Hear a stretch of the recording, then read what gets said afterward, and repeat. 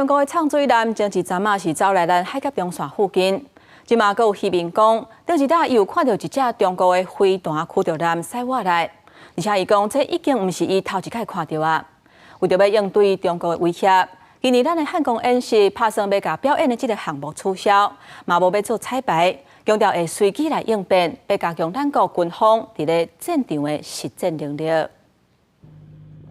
远远海面上有一只军舰，20透早澎湖渔民看到现河153的强军西安号现伫澎湖传统渔场南车海峡，也就是俗称的海峡中线。啊，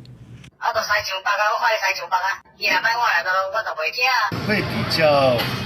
担忧啦，因为不小心一触即发。顶礼拜，就强军空94型飞弹核潜舰出现伫金门下门水道附近航行。这礼拜又有西安南河渔民看到，毋能赶紧驶离开，闪避也强调，毋是头一摆看到强舰出现伫这个海峡。加上各台办正大动作宣布，要严厉顶取歹毒行为，继续对台文攻武吓。国防部也公布上新查到强机15架次，强舰6架次，伫台海中线以西、归人外海、甲孤兰皮外海，对台停下三面包夹进行。今天绕台军演20架，明天的绕台军演你是不是要30架？其实中国的经济体很大，还是经不起这样大量的军事消耗，用军事手段来威胁敌方，会有边际效用递减的问题，而且会递减得很快。强军动作真正，不过专家分析，出动力量有限，为了应对中国威胁，年度汉光演习也伫7月2日登场，连续5天，恐怖会取消表演性的电视性科目，也被有事情的有演甲有效，并且强化下定战的目标，将是上瓦军实践的一摆演习，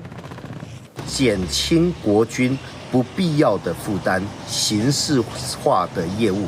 强化实战化的训练跟实战化的技能。